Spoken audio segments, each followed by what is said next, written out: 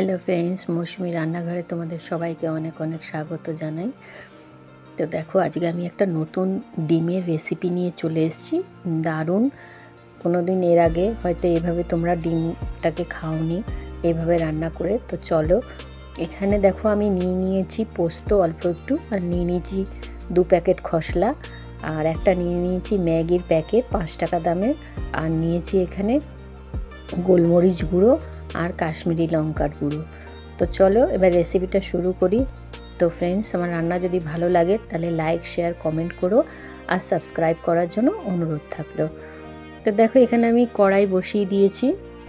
কড়াইয়ের মধ্যে দিয়ে দিলাম খসলা। তো 1 প্যাকেট কেটে দিয়ে দিলাম, তোমাদেরকে আগেই দেখিয়েছি 2 প্যাকেট।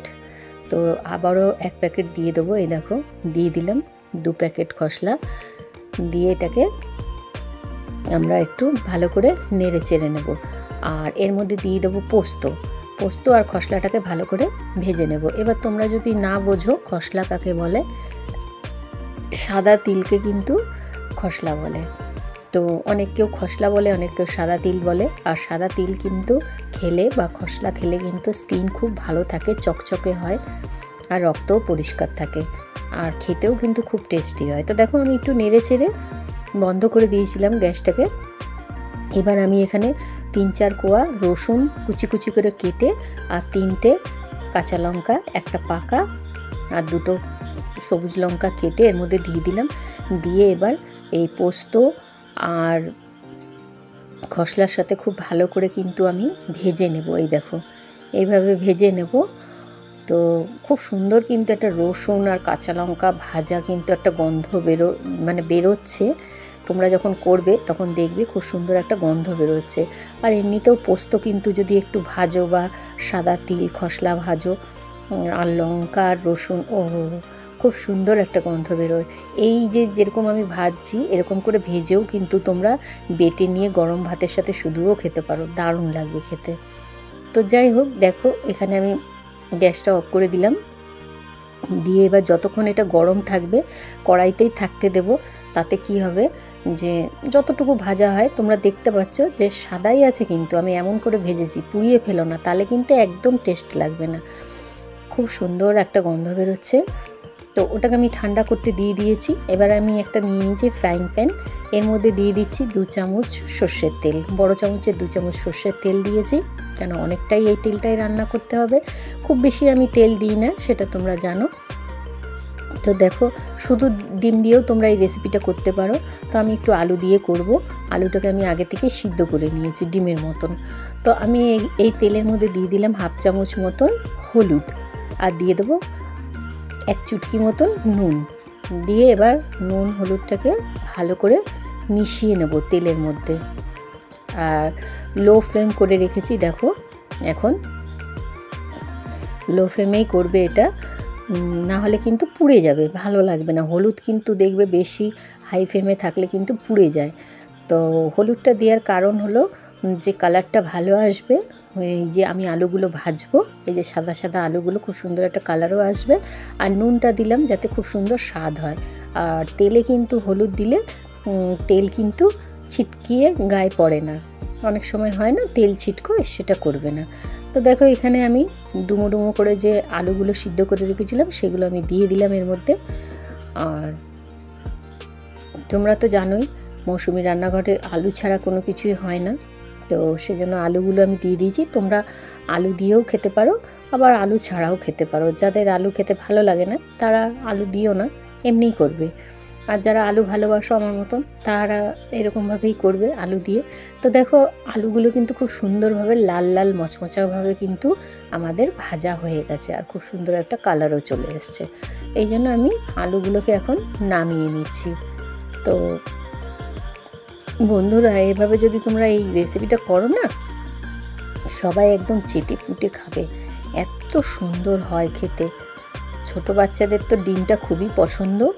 তো ডিমের যেহেতু রেসিপি, ওরা তো কি বলবো, অনেক ভাত খেয়ে নেবে এই রেসিপিটা দিয়ে। আর ডিমটা আমার একটু বেশি সেদ্ধ হয়ে গেছিলো। তো দেখো, একটুখানি বেশি সিদ্ধ হয়ে গেলে কিন্তু ডিম রান্না করতে খুব অসুবিধা হয়। আর ডিম তো এমনিতেই নরম জিনিস, তো দেখো আমি তেলের মধ্যে প্রথমে ডিমগুলোকে যে দিকটা কুসুম আছে সেই দিকটা দিয়েই ভাজবো। তো দেখো এবার কিন্তু আমাদের একটু ভাজা হয়ে গেছে।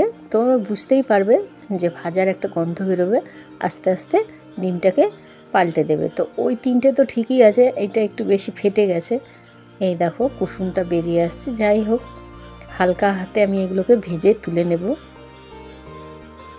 তো দেখো ডিমগুলোকে আমি খুব হালকা হাতে তুলে ওই যে তোমরা দেখতেই পাচ্ছ প্লেটে রেখে দিয়েছি। এবার যে মশলাগুলো তোমাদেরকে দেখালাম ওই তেলের মধ্যে আমি মশলাগুলোকে দিয়ে দেবো, দিয়ে এবার একটুখানি কষিয়ে নেব।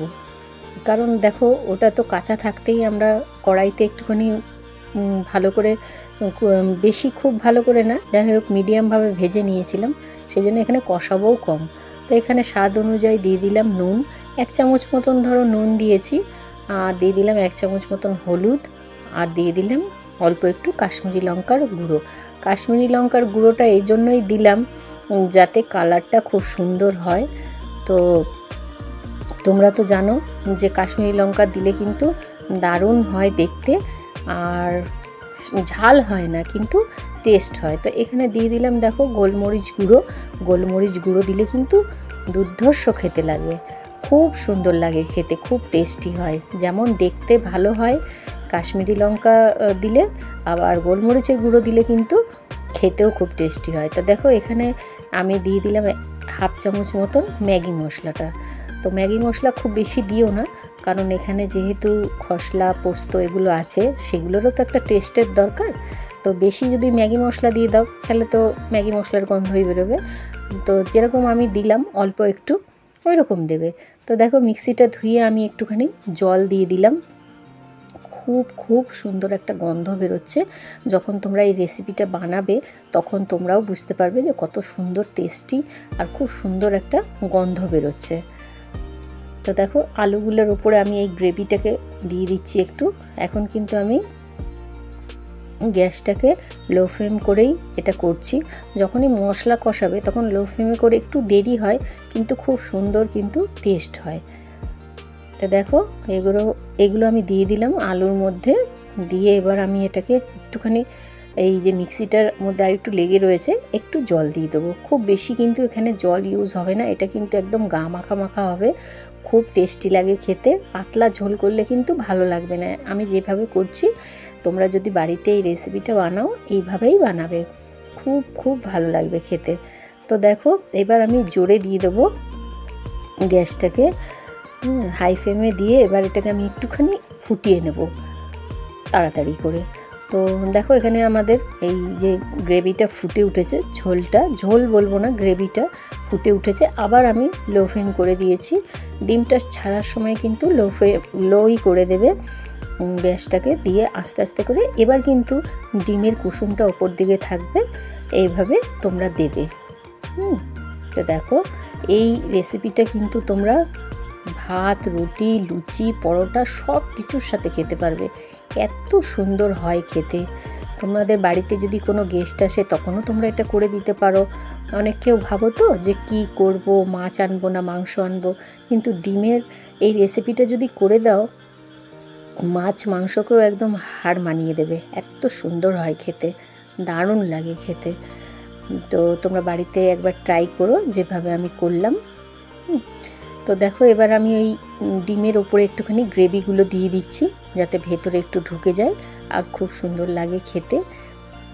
এই যে এইভাবে দিয়ে দিচ্ছি, দেখতেই পাচ্ছ কি সুন্দর একটা কালার এসছে, আর ততটাই কিন্তু খেতেও খুব ভালো হয় এই ডিমের রেসিপিটা।